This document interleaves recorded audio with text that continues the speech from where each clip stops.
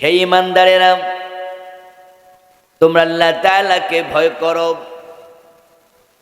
হাক্কা তুকাতিহ, যেভাবে ভয় করা উচিত। ওয়ালা তামুতুন্না ইল্লা ওয়া আনতুম মুসলিমুন, এবং তোমরা মুসলিম না হয়ে মৃত্যুবরণ করিও না। এরপরের আয়াতে বলছে ওয়াতাসিমু বিহাবলিল্লাহি জামিআন ওয়ালা তাফাররাকু,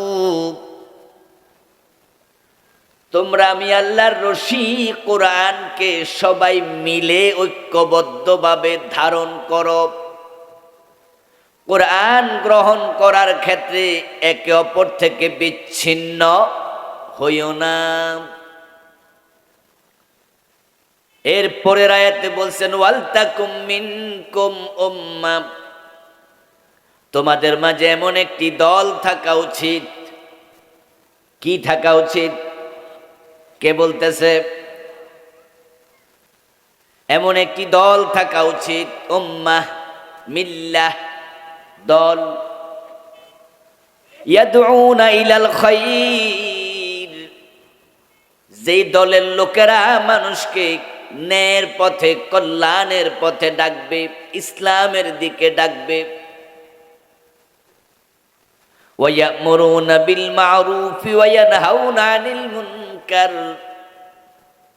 ওই দলের লোকেরা সৎ কাজে আদেশ দেবে, অসৎ কাজ দেখলে প্রতিরোধ গড়ে তুলবে।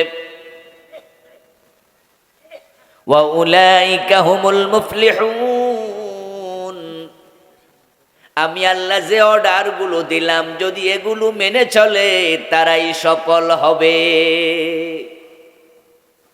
সফলতার নাম জান্নাত, ব্যর্থতার নাম জাহান্নাম। এখন সফল হওয়া, জান্নাত পাওয়া উল্লিখিত অর্ডারগুলোর সাথে জড়িত। যারা এই কথাগুলো মানবে তারাই জান্নাত পেয়ে সফল হবে। এই কথা আমি বললাম না, আল্লাহর কথা। আপনারা জান্নাতে যেতে চান? তাহলে এখানে চারটা বিষয় আল্লাহ তাআলা বললেন। এক নাম্বার, আল্লাহকে ভয় করো, যেমন ভয় করা উচিত তাকওয়া অবলম্বন করো। যদি মানুষ তাকওয়া অবলম্বন করে মুত্তাকি হয়, তাহলে আল্লাহ তাআলা বলছেন তিলকাল জান্নাতুল্লাতী নুরিসু মিন ইবাদিনা মান কানা তাকিয়া, আমি আমার মুত্তাকি বান্দাদের জন্য জান্নাত বানাইয়া রাখছি।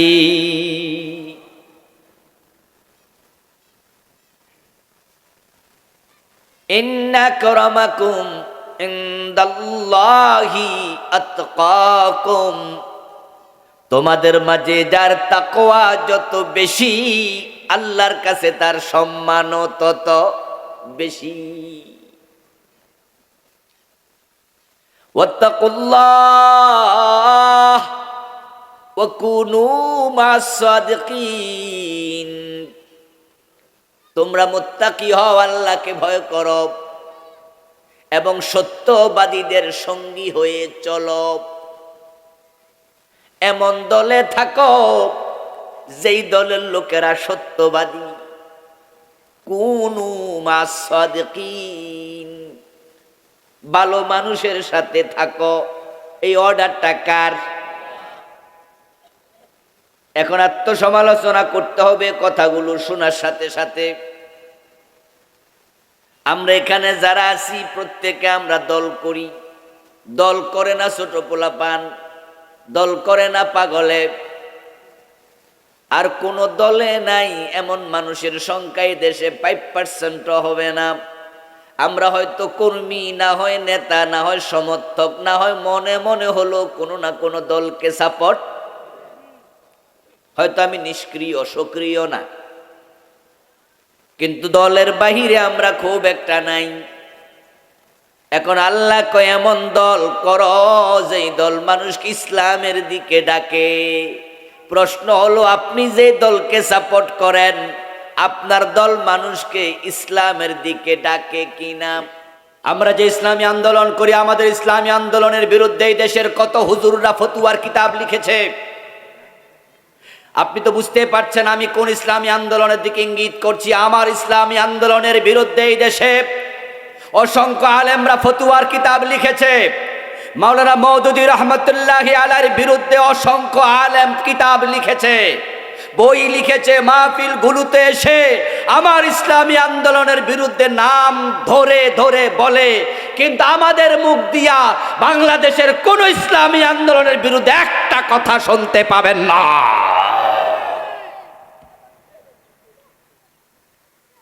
যেমন আমি হক্কানি ফিরের পক্ষে কথা এখন বললাম, গতকালকের মাহফিলে সাসিনার পক্ষে আমি 15-20 মিনিট ওয়াজ করেছি, প্রসঙ্গে এসেছিল বলেছি। তবে হ্যাঁ, কাদিয়ানির বিরুদ্ধে আমি মাইজভান্ডারের বিরুদ্ধে, আমি দেওয়ানবাগের বিরুদ্ধে, আমি আটরশির বিরুদ্ধে, কারণ তারা মানুষকে মুশরিক বানায়, তারা ভণ্ড। যারা মানুষকে মুশরিক বানাবে, কুফরিতে নেবে, ঈমান হরণ করবে, তাদের ব্যাপারে ভিন্ন। কিন্তু আপনার আমিন জোরে, আমার পাশে দাঁড়িয়ে যদি কেউ আমিন জোরে বলে, আল্লাহর কসম আমি সামান্য মনে ব্যথা পাই না। যদি আমি ব্যক্তিগতভাবে আমিন আসতেই বলি, আমি আমিন আসতে বলি, কিন্তু আমার পাশে দাঁড়িয়ে কেউ যদি জোরে আমিন বলে, আমি কোনো মাইন্ড করি না। কারণ ইমাম শাফি জোরে আমিন বলতেন। ইমাম শাফি কি আমার সমান হুজুর না বড় হুজুর? আচ্ছা, কত বড়? তো যদি ইমাম শাফি আমার ডান পাশে দাঁড়িয়ে আমিন জোরে বলতো, মাইন্ড করলে কার লগে বেয়াদবি হইতো? কোথায় ইমাম শাফি, কোথায় আবুল কালাম?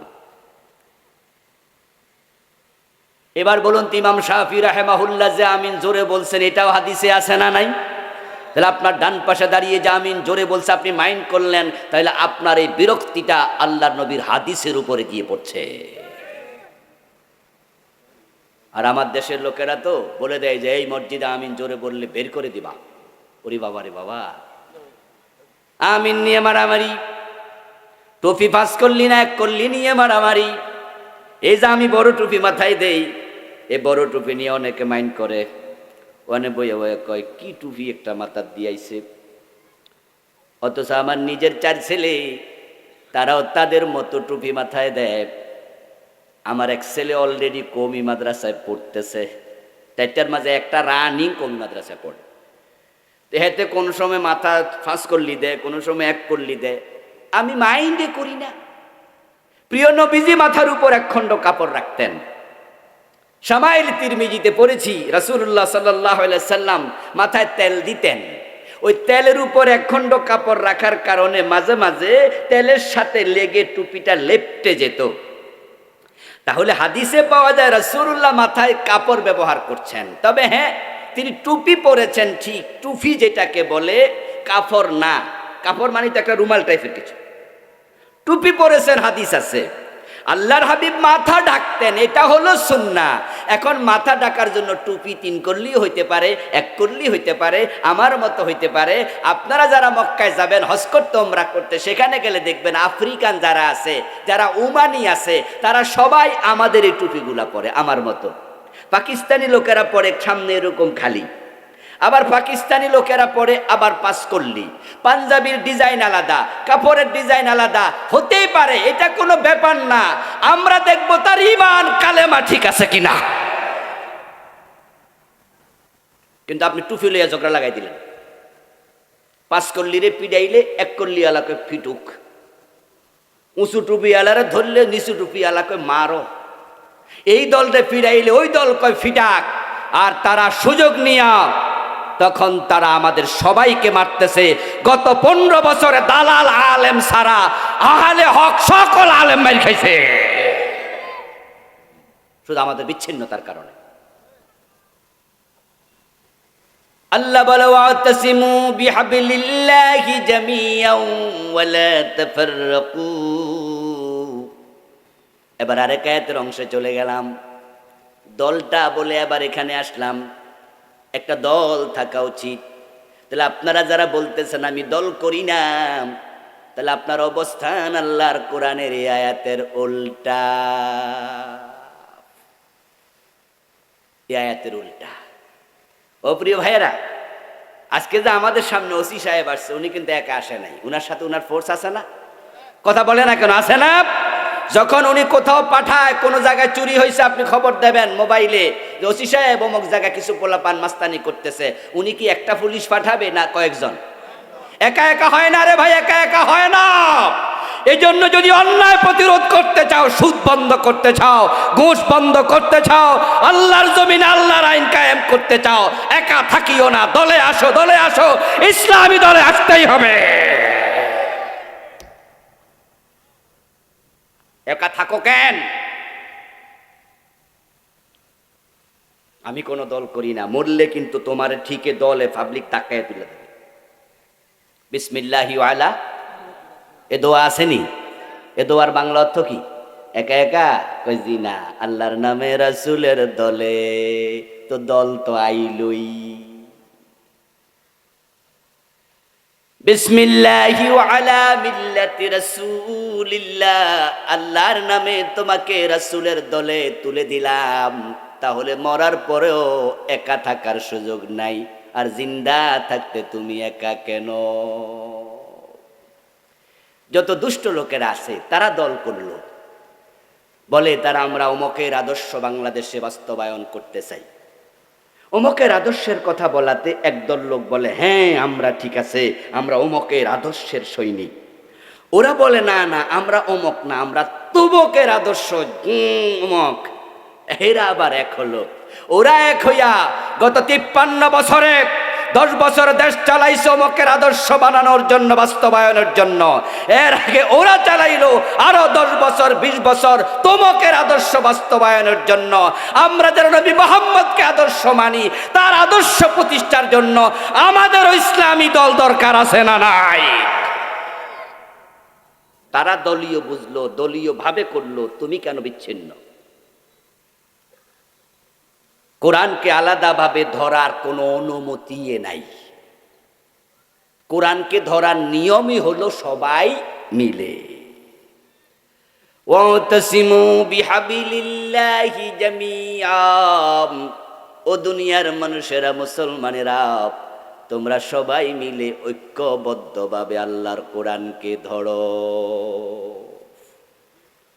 আরে আচ্ছা, আমরা মুসলমানরা যদি আগামীকালকে সিদ্ধান্ত নেই, ঠিক আছে আমরা সবাই সুদের বিপক্ষে চলে গেলাম, সুদী ব্যাংকে লেনদেন করা হবে না, করব না, এই চিন্তা যদি কালকে আমরা লালন করি, পরশু দিন থেকে সুদী ব্যাংকে লাল বাতি জ্বলে যাবে। কাস্টমার পাবে কোথায়? হ্যাঁ আলহামদুলিল্লাহ, একদল লোক ইসলামী ব্যাংক খুলেছে, খুলে নাই? আপনারা কেউ কেউ তো বলেন ইসলামী ব্যাংকও যাইয়া লাভ নাই, হিয়ানো সুদ আছে। আমি বলি এগুলো জাহেল, এগুলো জাহেল।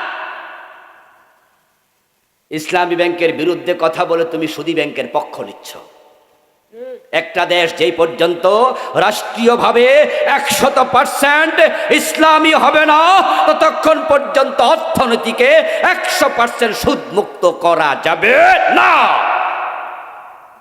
কিন্তু সুদ মুক্ত ইসলামী অর্থনীতি শুরু করা দরকার আছে না নাই? তো শুরুটা তো ওরা করছে। আপনাকে আমি প্রশ্ন করলাম যে দাড়ি যদি কেউ রাখে কতটুকু রাখবে? আপনি জবাব দিলেন যে হুজুর এক মুষ্টি রাখবে। কথা বুঝলেন কিন্তু আমার? আপনি বললেন যে হুজুর এক মুষ্টি দাড়ি রাখবে। এবার বলুন তো, যে বেটা দাড়ি কামাইছে, হে দাড়ি কি 3 দিনে এক মুষ্টি হয়ে যাবে? এই লোকটা চিন্তা করলো ঠিক আছে, আমি তো আজীবন দাড়ি কামাইছি, এখন থেকে আমি এক মুষ্টি দাড়ি রাখবো।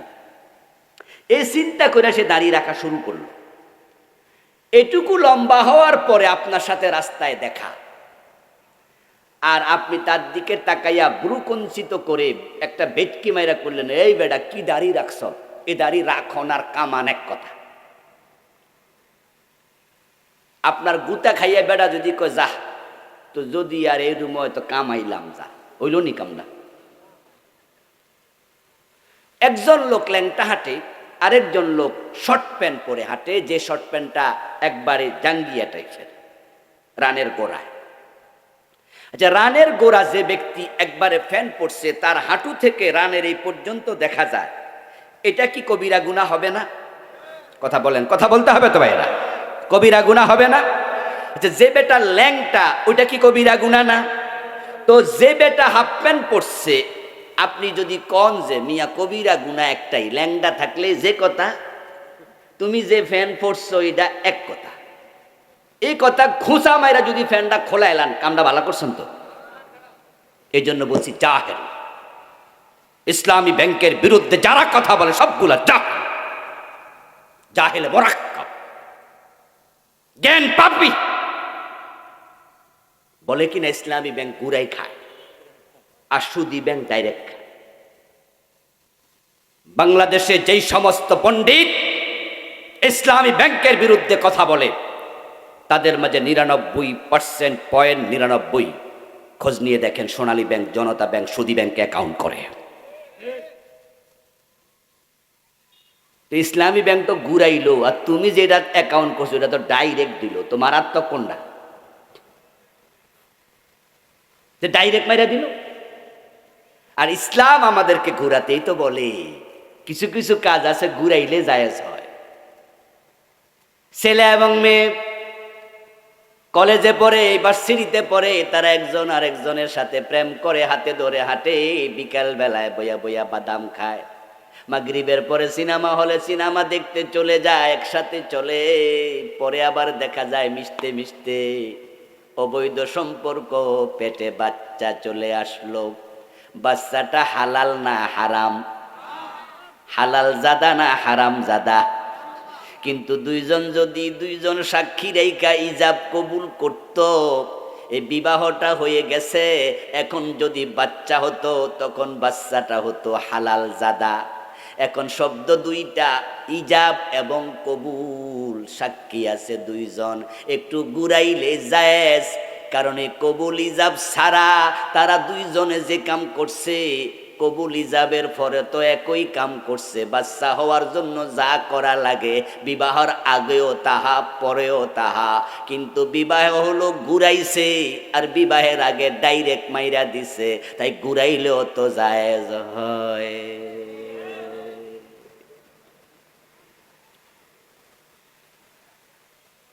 ইসলামী ব্যাংকওয়ালারা সিদ্ধান্ত নিছে যে বাংলাদেশে সুদী ব্যাংক চলছে।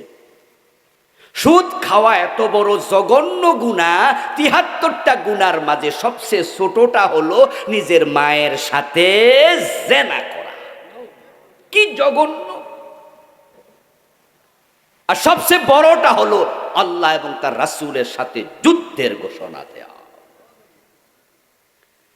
1 টাকা সুদ খেলে ৩৬ বার জেনার গুনাহ হয়। কি জঘন্য!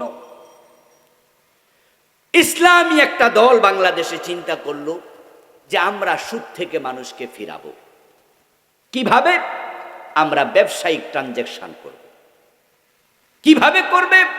তারা এবার বলল যে আমরা ব্যাংক খুললাম, আপনারা পুঁজি দেন, টাকা রাখেন, আপনার পুঁজি দিয়া আমি বুদ্ধি খাটাইয়া ব্যবসা বাণিজ্য করব, মানুষকে বিভিন্নভাবে হালাল পন্থায় লোন দেব, তারপর সেখান থেকে টাকার ফিডব্যাক আসবে, আসার পরে আপনি যে পুঁজি দিলেন এ পুঁজি আর আমার যে সময় দুটার মাঝে আমরা ভাগ করব, ব্যবসা যা আসবে 10 টাকা আপনারা দেব, 10 টাকা আমি নেব। এটা কি জায়েজ নাই? মা খাদিজার ব্যবসায় রাসূলুল্লাহ যায় নাই? পুঁজিটা কার ছিল? কথা বলে না কেন ভাইরা? যারা জানেন তারা বলেন পুঁজি কার ছিল? আর শ্রম দিছে কে? রাসূল সাল্লাল্লাহু আলাইহি ওয়াসাল্লাম। রাসূলের কি পুঁজি ছিল? উনার ছিল শ্রম। মা খাদিজার ছিল পুঁজি।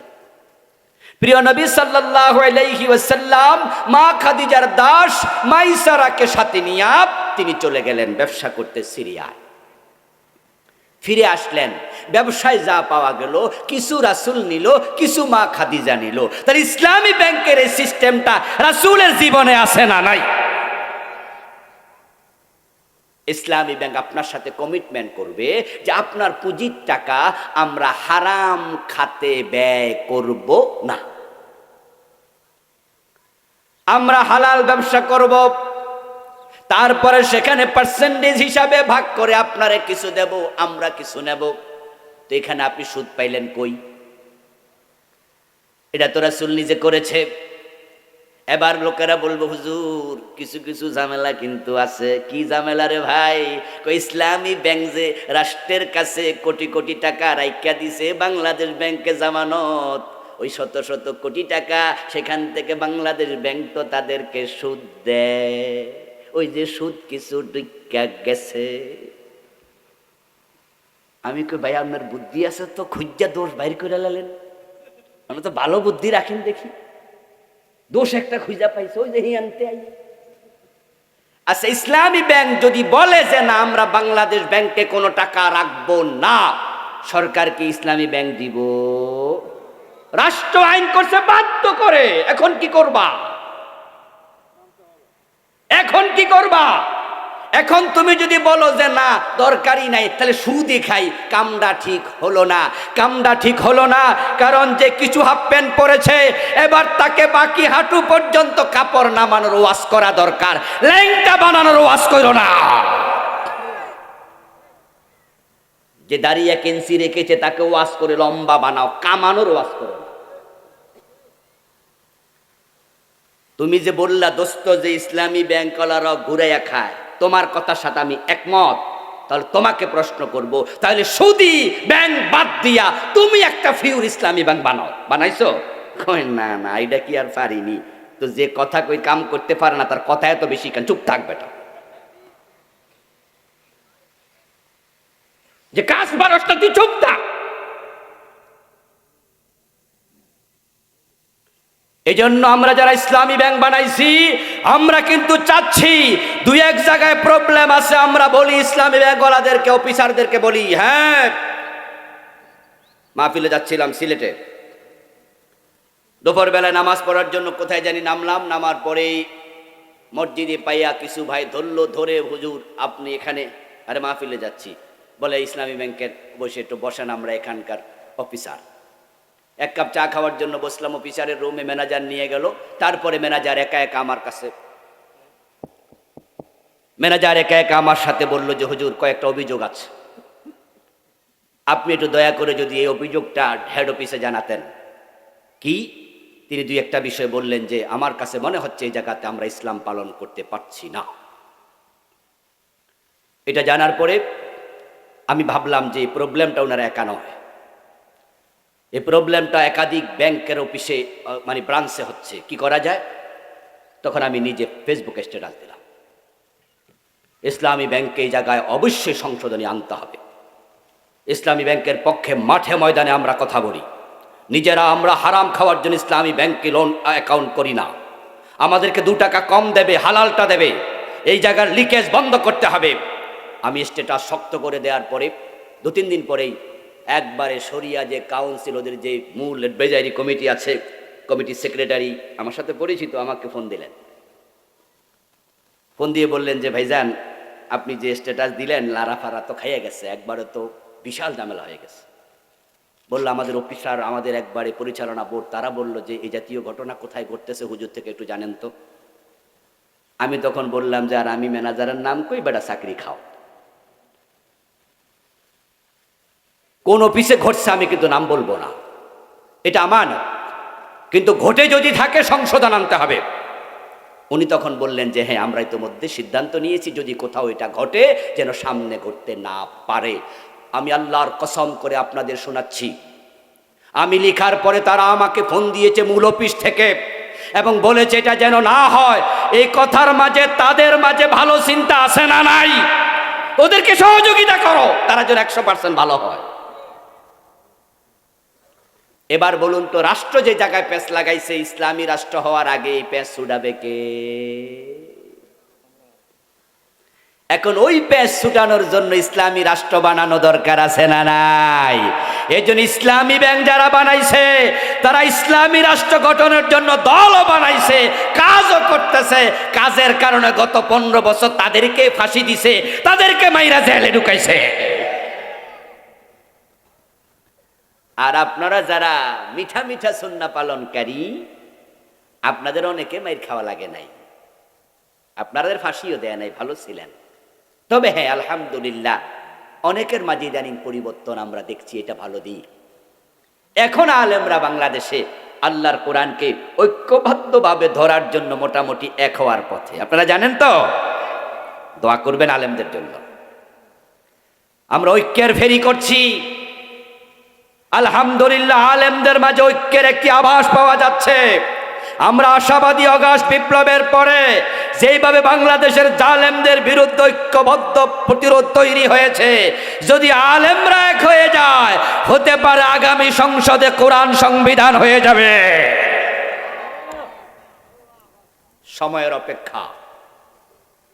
কিন্তু আলেমরা যদি এক না হয়, তাহলে আর কবে সুযোগ আসে বলা যায় না, কারণ সুযোগ বারবার আসে না।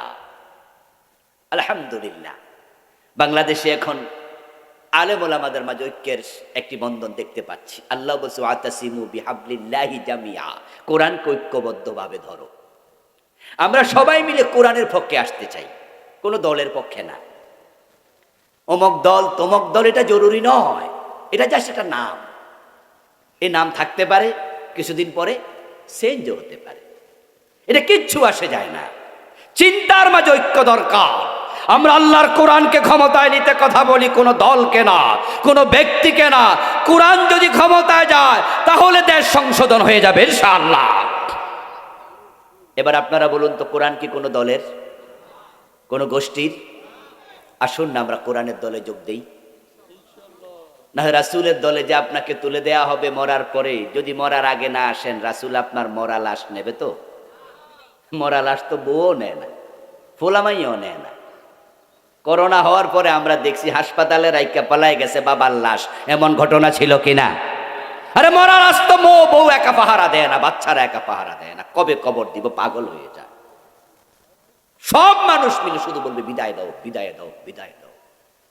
এই জন্য মৃত্যুর খবর যখন মানুষ প্রচার করে, যিনি খবর পান তার প্রথম প্রশ্ন, জানাজা কয়টায়?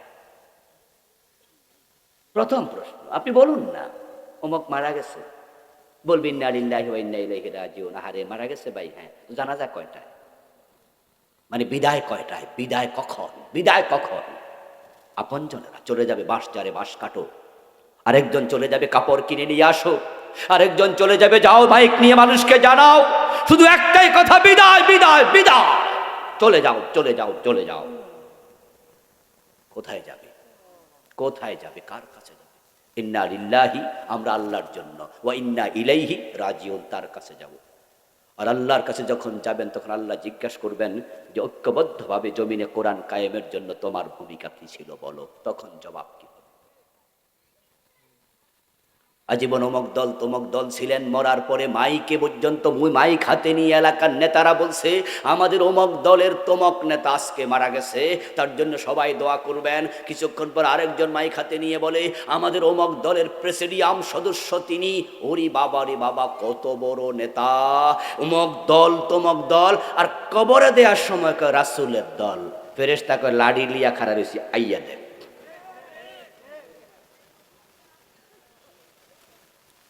এবার বলুন তো, যেই মানুষগুলো মাইক হাতে নিয়ে তখন বক্তৃতা দিয়া আপনারে কবরে দেওয়ার সময় রাসূলের দলে তুলে দিল, হেরা নিজেরা কি রাসূলের দলে এখনো গেছে সবাই? না না, হেরা কয়ে মরার পরে আমারও দিও।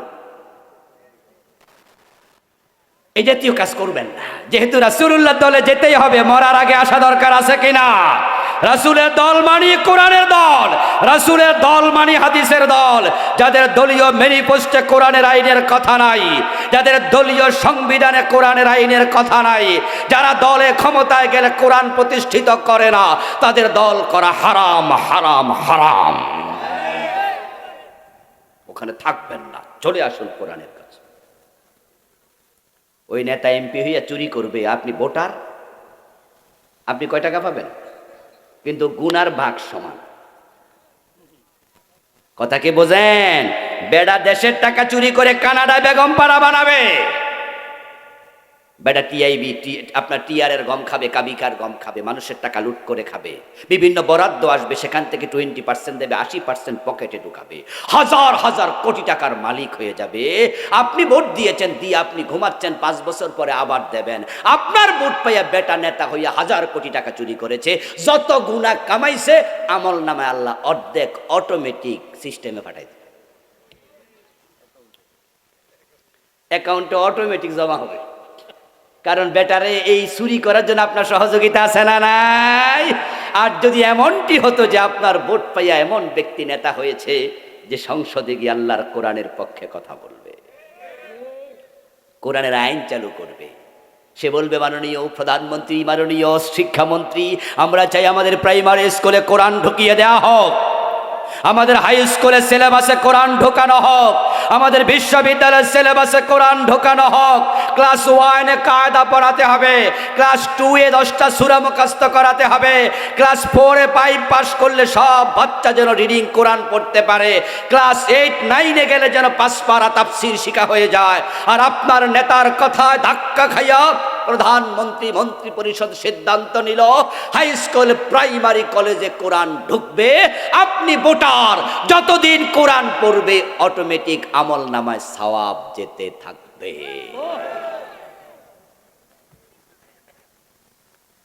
এখন আমল নামায় কোনটা আনতে চান সিদ্ধান্ত আপনার, চলে যেতে হবে কিন্তু এখানে থাকা যাবে না। এই জন্য যাওয়ার আগে কোরআনের দলে আসবেন তো ইনশাআল্লাহ। আল্লাহ তৌফিক দান করুন, বলি আমিন।